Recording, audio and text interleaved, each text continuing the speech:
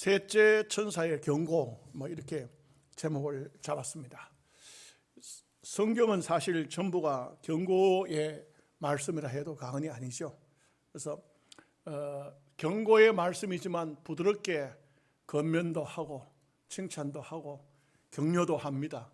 그러나 경고의 말씀이지만 이것을 요한계시록에서는 아예 경고가 그냥 경고가 아니고, 우리가 보통 말할 때 당신 그렇게 살지 마세요, 그렇게 살면은 인생 망치는 겁니다, 그런 정도는 부드러운 권면이라고 할 수 있겠죠. 그런데 너 그러지 마, 너 그러다 죽어, 이렇게 하는 것은 이것은 아주 경고가 좀 센 경고죠.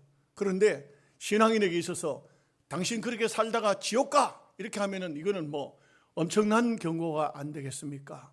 그래서 경고 중에 가장 큰 경고가 오늘 말씀에 보면 짐승에게 절하지 말라, 우상에게 엎드리지 말라. 여러분, 하나님께서는 가장 싫어하는 것이 우리가 더러 실수도 하고 죄도 짓습니다. 그런데 원만한 것은 하나님께서 다 용서하십니다. 원만한 거 용서하는 것이 아니고 다 용서하죠. 그야말로 100% 다 용서합니다. 그런데 용서받을 수 없는 게 있습니다. 이게 뭐냐 하면은 우상을 하나님이라고 부르는 것입니다. 우상을 섬기는 것입니다. 이거는 하나님의 정면 배반입니다. 여러분, 부부간에 살다가도 남편이 좀 부족하고 실수하고 어디 가서 맨날 술이나 먹고 처박혀가지고 갈아붙여가지고 들어오고, 또 남들하고 싸워가지고 어떤 때는 형편없는 모습으로 들어와도 부인이 아이고 저 양반이 왜 저러나, 언제나 철날라노, 이러지만 그거 다 용납해요. 그런데 바람이 나면은 이건 용서를 못해요. 바람이 나면 용서를 못하는 것이, 그런데도 용서하는 사람이라면 그건 정말 예수님 마음이고, 이 세상에 육신적으로도 그러하거늘 영적으로 볼 때 우리 하나님께서 가장 싫어하고 가장 미워하는 것이 뭐냐? 우상이 하나님 자리에 앉아 있는 겁니다. 내가 하나님이다 하는 것입니다. 그래가지고는 자기한테 절을 하라고 하는 거예요. 요즘에 우리 총회에서는 총대들 주로 목사님, 장로님들이 이렇게 총회방을 만들어가 있고, 총회방이 있고 신학교 방이 있어요. 총신대학교 방이 있어요. 근데 거기에 올라오는 말 중에 어떤 말이 오느냐면은 다음 총회 때 허경영 씨를 이 사람이 이단인지 아닌지 조사처리위원을 내야 된다. 이렇게. 허경영 씨가 이상한 말들을 많이 해서 여러분들은 혹시 알란가 모르겠는데 모르는 사람도 들어 있고요, 아는 사람도 있어요. 근데 어떤 사람은 그 허경영 씨 방송을 많이 보는 사람도 있어요. 우리 교회 어떤 목사님도 제가 그 목사님을 만나니까 허경영 씨 방송을 보고 있더라고요. 이걸 뭐하러 봅니까? 하니까 이 사람한테 들을 게 많아요, 이래요. 그래서 아이고 목사님 정신 좀 차리세요. 뭘 들을 게 있단 말입니까? 이 허경영 씨가 한마디로 말하면 가장 세게 말한 것 중에서 말하면 자기는 축지법을 써서 하루에 몇 말리고 몇 천리고 몇 말리고 자기가 걸어 다닐 수 있다. 그래서 날라다닌다 축지법을 쓴대.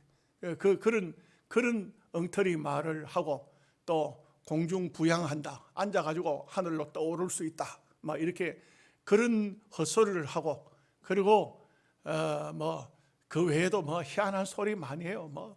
박근혜는 내 마누라가 될 수가 있었는데 이렇게 하면서 이상한 소리를 막 합니다. 그러다가는 이제 와서는 내가 신이다, 내가 하나님이다, 내가 신이다, 내가 하나님이다 하면서 이제 목사님들이 이거 안 되겠다. 그런데 그 이상한 소리를 자꾸 하는데 거기에 사람들이 모여들기 시작해요.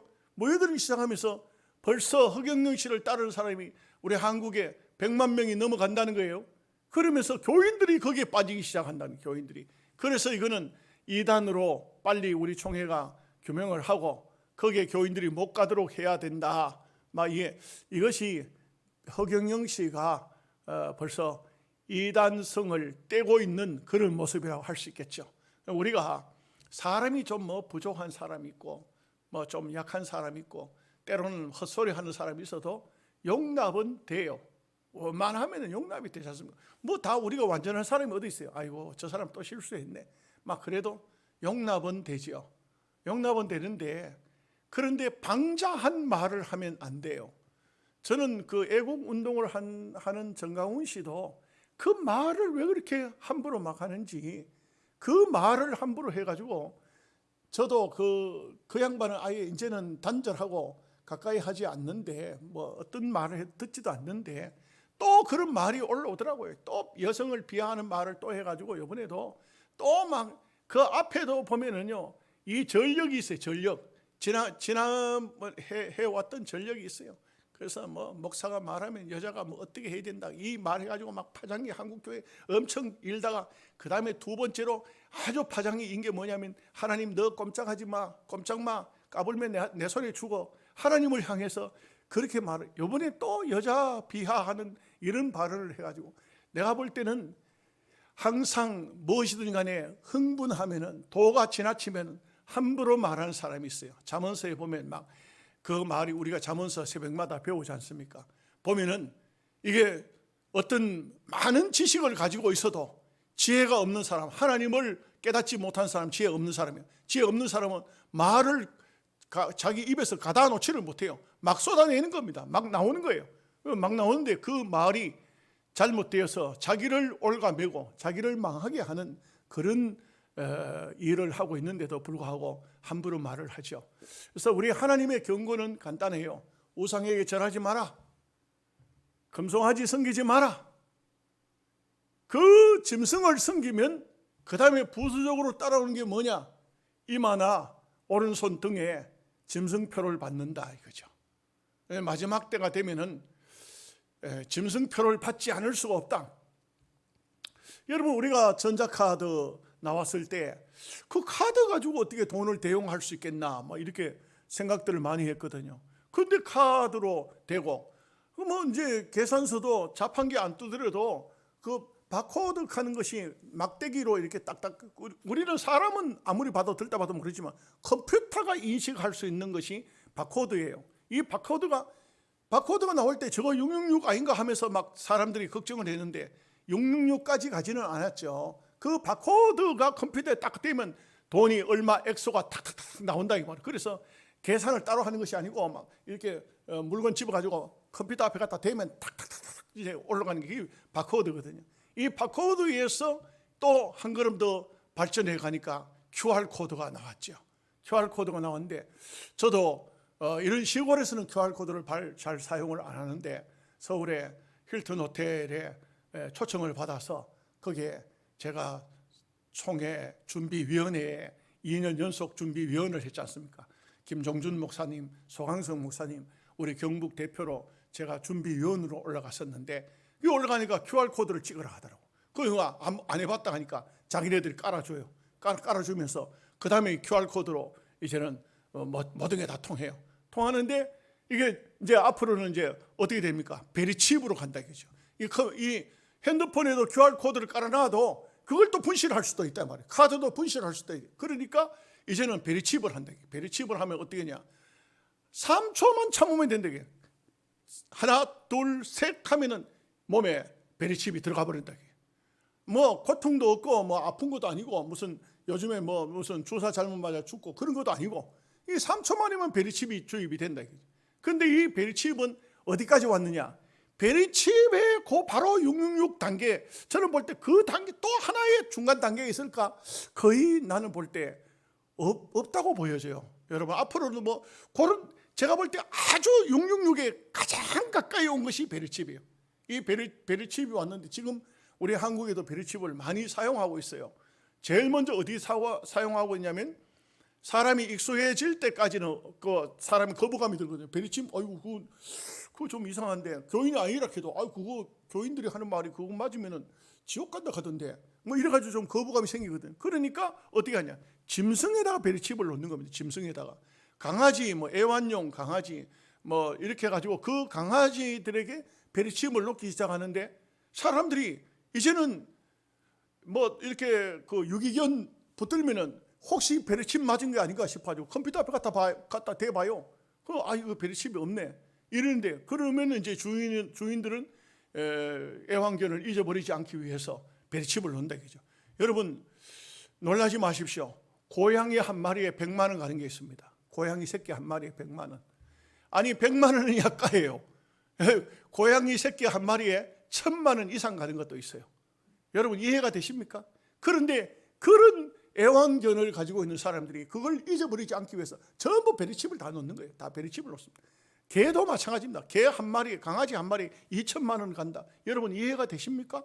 안 되잖아요. 우리야 뭐 그렇지만, 그런데 이런 것을 돈이 많아가지고, 자기가 돈이 많아가지고 막 돈 쓸 데가 다 없어가지고 이래가지고는 그런 개를 키우는 사람들도 있지만, 영리를 위해서 그런 개를 키우는 사람이, 이거 키워가지고 개 한 마리 잘 키워가지고 새끼를 한 번에 한 6개월 만에 6마리를 놓는다. 그러면 이게 2천만 원짜리면은 이게 1억이 넘어간다 이거예요. 1억이 넘어간다. 이러니까 그런 개를 애지중지 키우는데 개가 도둑 맞아 버렸다. 그러면 찾을 방법이 없잖아요. 훔쳐간 사람이 내가 훔쳐갑니다 하고 갑니까? 그러니까 전부 다 새끼 태어나자마자 베리칩을 넣는 거예요. 베리칩을 넣습니다. 그러면 이건 뭐 누구도 훔쳐갈 수가 없는 것이죠. 사람 마음 속에 어떤 생각이 드냐면, 야, 이거 베리칩 맞으면은 뭐 좋은 물건 잊어버렸을 때도 다 찾을 수가 있겠구나. 아기가 태어났을 때 아이가 뭐 바뀌고 자시고 할 것 없어요. 베리칩 딱 나와 보면 아기가 누구와 그 아기를 가져갈 수도 없어요. 딱 베리칩 맞으면 어디 있는지 당장에 찾아낼 수 있기 때문에 베리칩 시대가 왔다. 지금 우리 시대에 와 있습니다. 지금 여러분 와 있습니다. 멀지 않아서 이 베리칩이 영양으로도 올라온지도 모릅니다. QR코드는 지금 영양 사람들도 아마 사용하고 있는 사람들이 많이 있을 거예요. 저도 해보니까 참 편리하더라고요. 다른 거 할 필요 없어요. QR코드만 딱 깔아놓으면요, 아주 뭐 어디든지 뭐 그냥 통과해요. 그냥 통과해요. 그러니까 아주 쉽더라고요. 그런데 앞으로는 이제 여기에서 베리칩에서 딱 숫자만 666으로 입력을 딱 바꾸면은 바로 666이 되는 겁니다. 저는 볼 때 그것을 보면은 성경이 말하고 있는 것은 저 끝부분을 말했는데, 우리는 지금 현재 단계를 밟아서 그 끝부분에 바로 눈앞에까지 와 있다, 막 이렇게 보여지는 것입니다. 그런데 성경은 말합니다. 여러분, 사람이요 자기도 모르는 사이에 익숙해질 수 있어요. 친근해질 수 있어요. 사람이 자기도 모르는 사이에 이것도 괜찮네, 뭐 그런 대로 괜찮네, 이렇게 쉽게 동화될 수가 있어요. 그런데 여기서 조심해야 되는 것은, 우리 그리스도인들은 분별력을 가져라. 어떤 경우라도 모든 것은 다 허용할 수 있지만 짐승에게, 우상에게 절하는 것, 그리고 오른손이나 이마에 베리칩을 맞는 자는 불과 유황못에 참여하리라. 지옥도 보니까 여러 가지 지옥이 있는 것 같아요. 지옥도 우리가 뭐 분석을, 성경을 가지고 지옥에 대한 것을 분석을 다 할 수는 없어요. 다 할 수는 없는데, 분명히 거기 지옥도 불과 유황에 타는 그런 지옥이 있고, 구더기가 죽지 않는 그런 지옥도 있고, 그리고 부자가 들어갔던 지옥처럼 아주 불붙는 그런 지옥도 있고, 지옥이 여러 가지가 있는 것 같아요. 그래서 사람들이 상상을 해가지고 지옥을 몇 수십 가지로 만들어가지고, 그래가지고 사람의 생각에 막 뱀 지옥이 있고, 무슨 흉악한 해골 지옥이 있고, 어쩌고 만들어내는데, 그것은 사람의 상상이지만, 그러나 성경에서 말하고 있는 그냥 일반인들이 들어가는, 불신자들, 예수 안 믿어서 들어가는 그런 지옥하고 불과 유황으로 타는 못하고는 다른 것 같아요. 분명히 그것은 다른 것 같아요. 여러분, 불도 이 불과 유황으로 타는 것은 불 중에서 가장 뜨거운 불이 유황불인 것 같아요. 그래서 성경은 경고합니다. 또 경고합니다. 뭐라고 경고하냐? 짐승에게 절하지 말라, 우상에게 절하지 말라, 우상이 주는 표를 받지 말라, 이것을 경고하고 있어요. 그리고 오늘 이 말씀 마지막 부분은, 이제는 추수하는 천사가 추수를 하는데 알고 거다 드리고, 그리고 쭉정이는 포도로 비유했죠. 포도주 틀에 넣고 밟아버리면 터져버린다. 터져버리면 다 막 피가 막 어디까지, 포도즙이 어디까지 튀어나갈 것이다, 이것을 말씀해 주고 있는 것이죠. 자, 이제 말씀으로 들어가 보겠습니다. 9절 말씀 다 함께 같이 보겠습니다. 같이 읽습니다. 또 다른 천사 곧 셋째가 그 뒤를 따라 큰 음성으로 이르되, 만일 누구든지 짐승과 그의 우상에게 경배하고 이마에 나 손에 표를 받으면. 여러분, 참 우리가 공든탑이 무너지랴 이렇게 말하죠. 옛날 말에 공든탑이 무너지랴 무너집니다. 여러분, 정말 무너집니다. 공든탑도 무너집니다. 우리가 평생을 신앙생활 하지 않습니까? 평생을 신앙생활해요. 그런데 한순간에 무너질 수도 있어요. 한순간에 무너질 수도 있습니다. 이게 우리나라의 역사예요. 역사입니다. 일제시대 때에 일본 사람들에게 그때 당시에 무릎 꿇은 수많은 목사들, 수많은 장로님들, 그 일반 평신도 잘 안 잡아가요. 주로 목사님들 잡아가고, 목사님들만 잡아 죽이면은, 잡아가지고 아주 소위 그 사람들이 소부를 보면은 교인들은 뭐 아무것도 아니거든요. 뭐 여러분 무시하는 건 아닌데 주로 이제 지도자들을 그렇게 해요. 그래서 목사님들을, 두 번째는 장로님들. 그래서 우리가 그 우리 기독교 역사에 보면 일제시대 때 그런 일도 있죠. 목사 장로를 잡아가니까 박이흠이라는 전도사가 있어요. 그 전사가 나는 왜 안 잡아갑니까? 참 사람이 참 그냥 신앙생활 하면 될 낀데, 뭐 그렇게 일본 사람이 안 잡아가면은 그냥 있으면 될 낀데 나는 왜 안 잡아갑니까? 그래가지고는 너는 뭐야? 그게 나도 일본 우상은 싫습니다. 하나님만 섬깁니다. 이거 자기 입으로 자기가 말을 하니까 잡아가잖아요. 같이 잡아갔어요. 잡아가지고는 재판을 받는데 그 목사님하고 같이 재판을 받는 겁니다. 목사님한테는 징역 3년 이래가지고 이제 징역을 때리는데 이 박이흠 전사한테는 너는 징역 6개월 이렇게 하니까 재판장님 불만이 있습니다. 불만이 뭐고? 왜 저 목사님은 3년 때리고 나한테는 6개월밖에 징역 살라고 안 합니까? 그 판사가 뭐 희한한 사람 뭐 이런 사람이 다 있나? 뭐 이렇게 우스운 얘기도, 우리가 볼 때는, 지금 밖에서 볼 때는 우습지만 그 사람은 얼마나 영적인 신앙적인 면에 참 자기는 하나님 앞에 인생을 한번 살면서 멋지게 살아보겠다 그렇게 하는 그런 분이 있는 반면에 수많은 목사님들이 다 배신했어요. 다 배신했어요. 주기철 목사님의 책을 읽어보면 이런 얘기가 나와요. 주기철 목사님이 참 산정현 교회 젊은 나이에 그 산정현 교회에서 조만식 장로님이 자기 스승님이에요. 스승님이 그 젊은 목사를 저 경남에 있는 창녕입니까? 그 있는 젊은 목사를 모셔왔다고. 자기 제자를 당회장으로 모셔온 거예요. 모셔왔는데 주기철 목사님은 노회 임원도 한번 못했어요. 주기철 목사님은요 아직도 어린 목사야. 젊은 목사, 어린 목사예요. 30대 목사예요. 30대 목사. 그런데 그 평양에서 총회가 열렸을 때 그 총회 안에서 모든 목사님 장로님들이 다 예수님을 배신해버린 거예요. 총회 다닌 목사님 단 한 명도, 우리 한국 조선 목사님들은 그 장소에 총회 간 목사님들은 단 한 명도 신사참배 거부한 사람이 없어요. 다 찬성해버렸어요. 그리고 선교사만이, 한부선 선교사, 이런 사람만이, 선교사들이 한 사람이 일어나서 아니요 우리는 인정할 수 없습니다. 홍택기 총회장을 향해서 총회장님 당신을 하나님 앞에 고소합니다. 우리는 이것을 인정할 수 없습니다. 이랬을 때 선교사들이 쫙 일어났어요. 27명의 선교사가 일어났어요. 일어나가지고 우리는 그 결의를 우리는 받아들일 수 없습니다. 뭐라고 했냐면 홍택기 총회장이 방망이를 들고서 그 신사참배는 그것은 우상숭배가 아니고 국민의례라고 하면서 동의제창도 묻지 않고 그렇게 가결됐다고 방망이를 두드릴 때 그냥 선교사님들이 일어났어요. 일본 형사들이 전부 막 총에다가 칼을 꽂아가지고 쫙 서 있었어요. 일본 그 순사들이 그래 있으니까 목사님 장로님들이 바짝 쫄아가지고 한마디 말도 못했어요. 다 선교사님들이 다 끌려나갔어요. 전부 끌려나갔어요. 끌려나간 그 이야기를, 총회 소식을 들은 주기철 목사가 강단에 올라가서 설교하면서 일사각오라는 설교를 했어요. 예수님이 33살에 십자가 위에서 피를 흘려서 죽으셨고 세류하니 가슴에 뜨거운 피를 하나님께 바쳤는데 여러분 나도 뜨거운 피를 주님 앞에 바치겠습니다. 그러면서 평양성아 흘러가는 대동강물아 나와 함께 울어보자. 막 이렇게 막 피를 토하는 심정으로 설교했어요. 그 설교하고 바로 끌려갔어요. 어디로 왔냐? 의성으로 내려왔어요. 의성에 주기철 목사님이 옥고를 치른 장소가 의성에 있어요. 지금도 있어요. 그래서 우리 유적지로 송천교회가 유적지로 됐듯이 의성에는 여기 의성의 유적지가 경찰서, 주기철 목사님 왔다 간 경찰서를 유적지로 정했어요.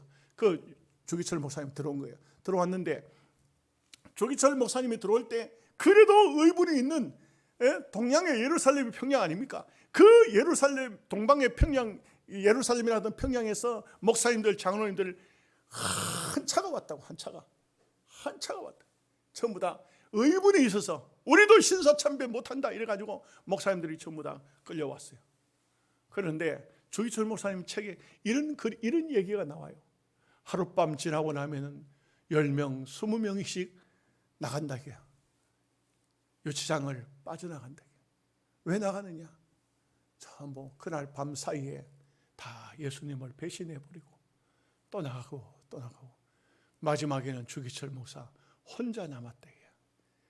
여러분, 주기철 목사가 가장 외로웠던 것이 뭐냐?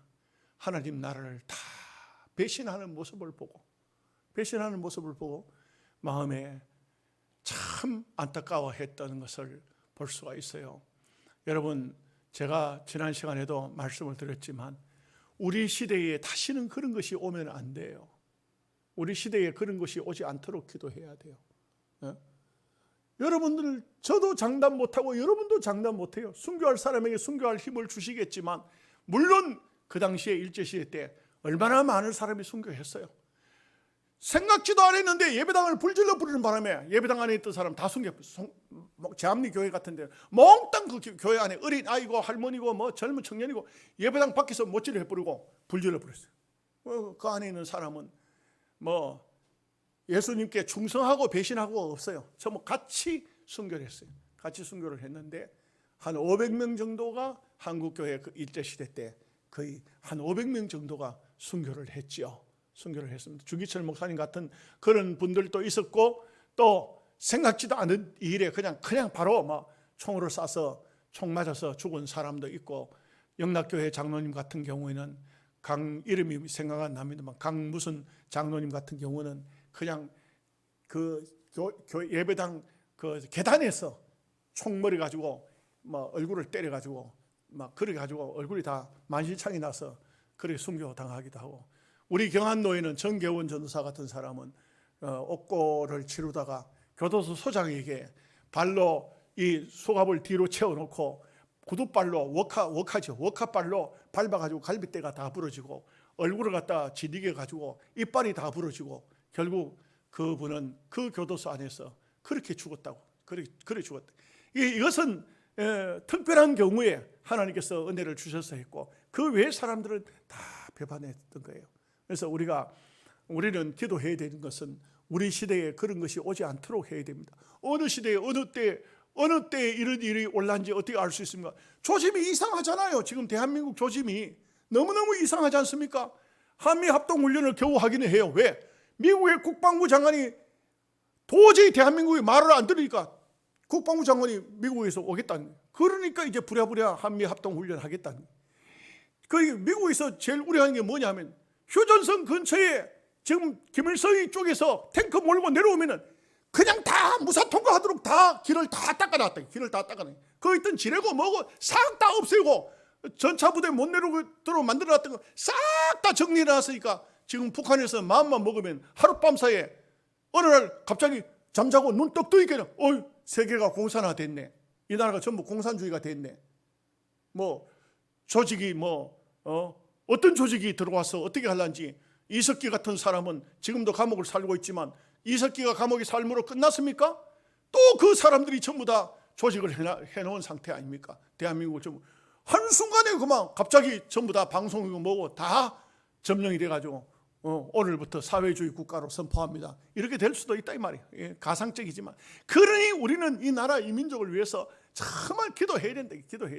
그래서 정말 위태위태할 때에 우리 6.25 전쟁 때 다 밀려가지고 부산까지 밀려 내려갔잖아요. 완전히 끝난 거 아닙니까?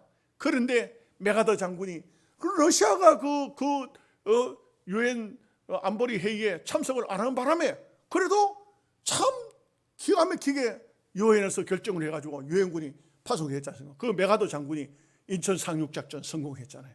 지금 그렇지만 인천에서는요 뭐라고 하냐면 그 메가더 장군 있는 동상 그걸 나와서 그거 철거하라고 막 데모하고 있어요. 저 메가더 장군 때문에 우리나라가 통일이 안 됐다는 거예요. 그 무슨 통일입니까? 북쪽으로 통일되는 것을 말하고 있어요. 북쪽으로 통일이 안 된 통일을 가로막은 저 메가더 장군 동상을 왜 세워놨느냐 막 이래가지고 데모를 그냥 인천 그 공원에서 계속적으로 데모하고 이런 참 위급한 그런 상황에 살고 있죠. 그럼 우리는 이런 세상에서 뭘 해야 되냐? 기도하는 길밖에 없어요. 정말 하나님 앞에 기도해야 됩니다. 제가 이렇게 기도에 대한 강조를 하는데도 기도를 잘 안 하시는 것 같아요. 나라 민족을 위해서 우리는 많이 기도해야 됩니다. 자, 10절 말씀을 다 함께 같이 읽겠습니다. 그도 하나님의 진노의 포도주를 마시리니 그 진노의 잔에 섞인 것이 없이 부은 포도주라. 거룩한 천사들 앞과 어린 양 앞에서 불과 유황으로 권한을 받으리니. 하나님의 진노의 포도주, 하나님의 진노의 포도주. 여기는 아무것도 섞이지 않았다는 것은 절대로 하나님께서 긍휼과 자비를 섞이지 않도록 한 진노의 포도주를 마시게 됩니다. 금신상 앞에 우상 앞에 절하는 사람들, 이런 사람들 참 그렇기 때문에 우리는요 하나님의 경고의 말씀을 깊이 있게 받아야 돼요. 항상 우리 때야 그런 거 오겠나 막 이렇게 해가지고 태만하면 안 돼요. 항상 여러분의 신앙을 위해서 기도하십시오. 여러분의 신앙을 위해서 기도하셔야 돼요. 여러분들을 위해서 여러분 스스로가 하나님 어떤 상황이 와도 나는 환난의 시기가 오면 당할 믿음이 안 되니 피할 수 있는 길을 주십시오. 그런 어려움이 오지 않게 해 주십시오. 기도해야 돼요. 기도해야 돼요. 여러분들이 기도하는 사람이 있어야 하나님께서 여러분들의 기도를 들으시고 역사하실 거 아니에요. 근데 세상 편하게 주무시기만 하면은 그러면 되겠습니까? 새벽 시간에 좀 피곤해도 힘들어도 주의 전에 나와서 하나님 이 나라 이 민족 지켜주세요. 하나님 이 민족 보호해 주세요. 기도해야 되지 않겠습니까? 11절 말씀입니다. 그 고난의 연기가 세세토록 올라가리로다. 짐승과 그의 우상에게 경배하고 그의 이름표를 받는 자는 누구든지 밤낮 힘을 얼지 못하리라 하더라. 여러분 여기 연기가 세세토록 올라간다. 그 원래 게헨낙 하는 것인데 연기가 올라간다. 게헨낙. 예루살렘의 남쪽에 있는 게헨나 골짜기가 있어요. 게헨나. 흰놈의 골짜기라고도 말해요. 그곳에는 뭐가 있냐면 쓰레기장이 있어요. 쓰레기장. 예루살렘에 있는 쓰레기를 다 거두어 가지고 그 게헨나에 와서 쓰레기를 태워요. 태우니까 쓰레기가 계속 탑니다. 계속 탑니다. 그런데도 얼마나 불결한지 얼마나 더러운지 그 장소는 막 구더기가 덕실거리고 전염병이 나오고 또 더 웃기는 게 있어요. 거기에 몰록 신당이 거기 있어요. 몰록 신당이 쓰레기장 옆에 게헨나 골짜기에 몰록 신당이. 몰록 신이 뭐냐 하면은 이거는 어린 아기를 갖다가 불태워 죽이는 신이에요. 자기 집에 복 받겠다고 웃기는 거지. 복 받겠다고 어린 아이가 태어나면 제일 먼저 마다를 태어나면 마다를 갖다 몰록 신에 갖다가 바치는 거예요. 애를 갖다 몰록 신 손에다 안겨 놓고 밑에다 불을 떼가지고 애를 태워서 죽이는 거예요. 얼마나 잔인한 이 사탄은 그렇게 잔인합니다. 그런데도 수많은 사람이 거기서 그런 짓을 하고 있다 이거죠. 그런데 이런 흰놈의 골짜기, 불이 타는 곳, 연기가 나는 곳, 이것을 지옥으로 상징했어요. 예수님께서도 게헨나 그 흰놈의 골짜기를 지옥으로 상징한 것을 볼 수가 있습니다. 그래서 그곳에 지옥에 들어가서 밤낮 쉬지도 못한다. 쉼이 없다 이거죠. 지옥 모습이라 이거죠. 12절 말씀. 성도들의 인내가 여기 있나니 그들은 하나님의 계명과 예수에 대한 믿음을 지키는 자니라. 여러분 또 이 말씀을 하고 있죠. 그래 우리를 향해서 말합니다. 성도들은 뭘 해야 되느냐? 성도들은 하나님의 계명의 말씀과 예수님에 대한 믿음을 끝까지 가지거라. 이 말씀이죠. 끝까지 가져야 된다. 여러분, 경고의 말씀이 뭡니까? 경고는요, 축구 선수에게 경고하는 모습을 우리가 많이 보죠. 경고 처음에 아주 막 태클을 심하게 들어가서 상대편 선수를 넘어뜨리든지 막 뒤에서 백태클을 하든지 하면은 노란 카드를 딱 보이면 경고입니다. 경고 딱 보입니다. 그런데 그 선수가 그 버르장머리를 고치지 않고 또 막 나가서 다른 선수를 하면은 빨간 딱지를 딱 꺼내 퇴장을 시켜버립니다. 이 경고는 퇴장이 오기 전에 카드예요. 경고는. 그래서 천사가 경고를 하는 것입니다. 그래서 경고 끝에는 뭐라고 합니까? 잘 믿어라 이 말이에요. 잘 믿어라. 신앙생활 잘 해라 이 말이에요. 13절 말씀입니다. 또 내가 들으니 하늘에서 음성이 나서 이르되 기록하라. 지금 이후로 주 안에서 죽는 자들은 복이 있도다 하시매 성령이 이르시되 그러하다 그들이 수고를 그치고 쉬리니 이는 그들이 행한 일이 따름이라 하시더라. 그러니까 우리는 이 땅 위에 사는 동안 정말 언제든지 마찬가지인데 주님 안에서 죽어야 돼. 죽는 것도 그냥 죽으면 안 돼요. 그냥 죽으면 안 돼요. 살다가 뭐 죽으면 끝이지. 끝이 아닙니다. 절대 끝이 아닙니다. 죽는 것도 그냥 죽으면 안 됩니다. 반드시 내가 주 안에 있는지 확인하고 죽어야 돼요. 확인하고 죽어야 돼요. 주 안에 있는지. 오늘 아침에 그 총회장 소강성 목사가 올린 글이더라고요. 오늘 아침에 올렸어요. 오늘 아침에 올렸는데, 그런데 이런 얘기가 있어요. 자기 교회 자매님 중에 한 분이 꼭 예배 후에는 목사님한테 글을 써요. 목사님 오늘 설교 너무 좋았습니다. 오늘 목사님 그 시를 하나 읊으셨는데 마음에 감동이 되었습니다. 오늘 말씀 듣고 은혜 받았습니다. 그렇게 늘 글을 써서 올리는 자매님이 있었어요.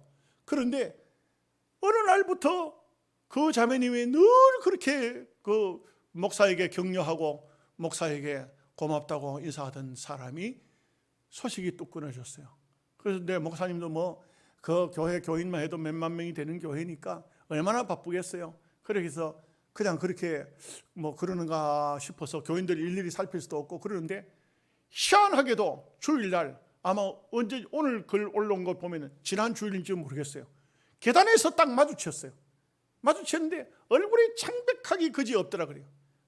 무슨 몸이 좀 안 좋은가, 화장을 안 해서 그런가. 그런데 목사님이 그냥 인사를 지나가는 말로 안녕하세요 하고, 그렇게 하고는 목사지만 여자를 제대로 쳐다볼 수 있습니까? 그냥 안녕하세요.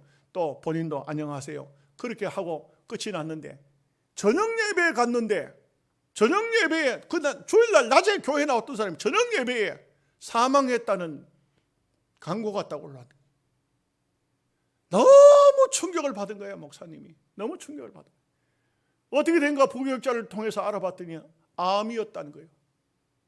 그리고 목사님이 하는 얘기가, 왜 그런 암이 걸려가지고 고통을 당하면서도 병원을 다니면서도 왜 목사한테 기도 한번 해달라고 말을 하지 않느냐. 왜 기도 한번 해달라고 말을 하지 않느냐. 너무너무 안타깝다는 거죠. 너무너무 안타까워가지고. 그리고 부교육자들한테 왜 암이 걸린 사람이 있으면 내한테 얘기도 안 했느냐. 너무너무 목회자로서의 그 말할 수 없는 고통, 그것을 글을 써서 제가 쭉 읽어보면서 참 그렇다. 이 목회자의 심정이 바로 여기에 있구나. 그런 생각을 했어요. 우리는요, 죽는 순간까지 반드시 내가 주 안에 있는지 주 밖에 있는지 확인하고 죽어야 돼요. 주 안에서 죽는 자는 복이 있습니다. 14절 말씀입니다. 또 내가 보니 흰 구름이 있고 구름 위에 인자 같은 이가 앉으셨는데 그 머리에는 금면류관이 있고 그 손에는 예리한 낫을 가졌더라. 흰 구름 위에 앉아있는 이분 누굴까요? 예수님입니다. 그러니까 하나님의 백성은 추수를 해서 거둘 때는 예수님이 거두는 것입니다. 그래서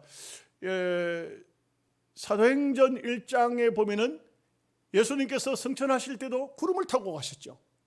그때 양쪽 옆에 천사가 둘이 있었는데, 어찌하여 하늘을 쳐다보느냐, 너희가 본 이대로 다시 오리라, 이렇게 말씀했어요. 근데 요한계시록 1장 7절에 구름을 타고 오시리라 그렇게 말했잖아요. 구름 위에는 예수님이 계십니다. 여러분 바깥에 나가시거든 하늘에 구름 뜨거들랑 자세히 쳐다보세요. 예수님이 그 위에 안 계시는지. 손양원 목사님은 흰 구름만 떠도 주님이 오시는가 해 하면서 감옥 속에서 찬송을 불렀었는데, 우리도 언제나 그런 마음으로 구름 한 점만 떠도 혹시 예수님이 오시는 거 아닌가 하는 이런 마음, 이것이 중요한 마음이 아니겠습니까?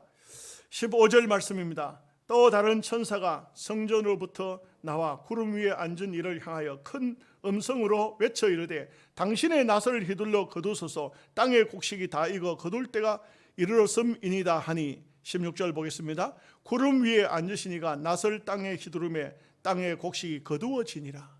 그 성도들을 말하고 있어요. 주님께서 마치 옛날에는 추수할 때 전부 낫으로 했지 않습니까? 지금은 뭐 기계가 있고 이러지만 낫으로 했지 않습니까? 주님께서 성도들, 땅 위에 있는 성도들을 다 거두어 들으실 때, 알곡을 거두어 들으실 때 주님이 직접 거두어 들으신다는 것을 알 수가 있습니다. 자, 이제 17절 말씀 보겠습니다. 또 다른 천사가 하늘에 있는 성전에서 나오는데 역시 예리한 낫을 가졌더라. 여기도 한 천사가 나오는데 예리한 낫을 가지고 왔더니, 추수 때 예리한 낫이 안 들면 그 추수하기 얼마나 힘듭니까? 그런데 이 낫은 아주 예리한 낫을 가지고 나왔다. 잘 드는 낫을 가지고 왔다는 겁니다. 자, 18절 말씀입니다. 또 불을 다스리는 다른 천사가 제단으로부터 나와 예리한 낫 가진 자를 향하여 큰 음성으로 불러 이르되 내 예리한 낫을 휘둘러 땅의 포도송이를 거두라. 그 포도가 익었느니라 하더라. 여러분, 앞에 예수님께서 거두는 추수하는 거하고 여기에 추수는 달라요. 여기에 추수는 망하는 거예요. 여기서는 지옥불에 던져 넣기 위해서입니다. 그렇기 때문에 우리는 성경을 볼 때 항상 보면은 두 가지로 나와요. 죽음도 첫 번째 죽음은 누구나 다 죽는 거예요. 다 죽어요. 둘째 죽음, 이것이 사망, 이 지옥불의 멸망이에요. 두 번째 죽는 죽음. 첫 번째 부활, 이것은요 예수 그리스도의 부활의 첫 열매가 되셨고 우리는 전부 첫 번째 부활에 참여해요. 첫째 부활에 참여하는 자가 복이 있다. 성경은 그렇게 말하고 있어요. 두 번째 부활은 이건 심판의 부활이에요. 전부 심판받는 겁니다. 우리는요 심판이, 어떤 심판이 남아있냐? 상급에 대한 심판이 남아있어요. 예수 잘 믿는 성도는 하늘나라 가면 전부 상급의 심판을 받아요. 우리가 영적인 세계를 다 알지는 못하잖아요. 다 알지는 못하지만 성경이 비춰주는 대로만 그냥 아멘 하면 돼요. 아멘 하면 되는데, 분명히 우리는요 하늘나라 가면은 우리에게는 심판은 심판인데 무슨 심판이야? 불신자의 심판하고는 달라요. 우리 성도들의 심판은 멸류관의 심판이에요. 상급의 심판이에요. 상을 몇 등까지 받을 것이냐 해가지고 우리도 교회에서 무슨 좋은 일을 했을 때 성경 뭐 쓰기 대회를 했다든지 암송 대회를 했다든지 무슨 뭐 퀴즈 대회를 했다든지 상을 쭉 나눠줄 때 거기는 벌을 나눠주는 건 없잖아요. 벌을 나눠주지는 않죠. 거기는 다 상 받기 위해서 나는 몇 등일까 발표가 되면은 야 내가 1등 했구나, 내가 3등 했구나, 막 너무 좋아하죠. 성도에게서는 마지막 축제만 남아있어요. 그런데 불신자는 그렇지 않습니다. 여기 보면 아주 참 기가 막히죠. 19절 말씀 보겠습니다. 천사가 낫을 땅에 휘둘러 땅에 포도를 거두어 하나님의 진노의 포도주 틀에 던지매. 여러분, 이거는 포도농사 짓는 쪽에서는 잘 아는 얘기를 합니다. 포도 송이를 갖다가 포도주 틀에 집어넣고 어떻게 하느냐 하면은 영화 가운데 안개 속의 산책인가, 안개 위의 산책인가, 외국 영화가 있는데 거기 제가 오래전에 봤어요. 아마 여러분들이 그 유튜브에도 올라 있을 겁니다. 한번 쳐보십시오. 영화를 보는데 아주 감동적인 영화더라고요. 그거 보면 포도주 짜는 그 얘기가 나와요. 포도를 막 산더미처럼 해가지고 포도주를 집어넣고, 그리고 막 어마어마한 포도주틀이 어마어마해요. 거기 여자들이 어떻게 하냐면 전부 씻었겠죠, 그죠? 발로 이 무릎까지 전부 포도가 자 있는 장소에 가서 거기서 막 노래를 부르면서 춤을 추면서 포도를 밟아요. 막 노래 소리가 흘리는 가운데서 그 바다에. 그러면 그 포도주가 밟히면서 터지면서 이 고랑을 통해서 포도주 즙이 쭉 나와서 가죽 부대에 담아져요. 가죽 부대에 담아지면 한 자루가 담아지면 묶어가지고 지하실에 갖다 놓으면 발효가 돼가지고 포도주가 되고, 그게 오래된 포도일수록 굉장히 값이 비싸고 좋은 포도가 되는 겁니다. 그런 게 있어요. 그 영화가 아주 참 감상적인 아주 매료가 있는 그런 영화더라고요. 그래서 제가 한번 보고 난 다음에 집사람한테 자랑을 했더니만, 그 집사람이 그거 보고 싶다고 그래요. 그 당시에는 비디오를 이렇게 빌려주잖아요. 그죠? 비디오 가게 가니까 그게 있어요 또. 그래가지고 영화관에서 보는 것보다는 감동은 적습니다. 근데 영화관에서 볼 때는 정말 감동이 많이 되는 그런 것들은, 거기 포도주 농사, 그 포도를 심을 때부터 시작해가지고 포도를 다 거두어가지고, 그래가지고 포도즙을 짜는 그런 얘기, 그 속에 내용 속에 뭐 여러 가지 얘기들이 많이 나옵니다. 자, 20절 말씀입니다. 성 밖에서 그 틀이 밟히니 틀에서 피가 나서 말굴레까지 닿았고 1600 스타디온에 퍼졌더라. 그게 막 이 포도주 틀에, 여기에 보니까 포도즙이라 하지 않고 틀에서 피가 나서 했지 않습니까? 이것은 이 세상에 믿지 않는 자를 다 한테에다 막 거두어가지고 집어넣고 짓밟는 겁니다. 짓밟으니까 터져가지고 피가 나오는데, 이게 1600 스타디온이라고 했는데 이걸 보니까 36km 같아요. 36km. 그것까지 막 피가 흘러나갔다. 이것은 이 세상 마지막 부분을 여러 가지로 우리에게 교육을 해주고 교훈을 해주고 있는 겁니다. 여러 가지로 마지막 종말 세상을 심판할 때 큰 폭탄, 핵폭탄 같은 걸 가지고 사람을 심판하기도 하고, 이와 같이 이렇게 심판도 한다. 이것을 성경은 말씀해 주고 있습니다. 결론은 뭐죠? 어쨌든 간에 우리가 기도하면서 내 신앙을 지켜야 된다 하는 겁니다. 여러분, 내 신앙 남이 안 지켜줍니다. 내 신앙은 내가 지켜야 됩니다. 참 살다가 보면은 희한한 일도 많고 어려운 일도 많고 시험 들 일도 많고 여러 가지 고통스러운 것도 많습니다. 정말 우리가 이 세상이 절대로 만만한 세상이 아니죠. 그래서 우리가 잘못 생각하면 가는 데까지 가보지 뭐. 그거는 아주 미련한 자입니다. 절대 가는 데까지 가면 안 됩니다. 항상 돌아보고 잘못됐으면 돌아서고, 또 뭔가 이게 아니다 싶으면 빨리 깨닫고, 빨리 이건 하면 안 된다. 이건 미련한 짓이다. 그러면 미련한 게 뭐냐? 하나님을 안 믿는 게 미련한 거예요. 하나님 말씀이 있는데 빨리 돌아서 가지고 정말 정상적인 아름다운 복된 길을 걸어갈 수 있기를 주님의 이름으로 축복합니다.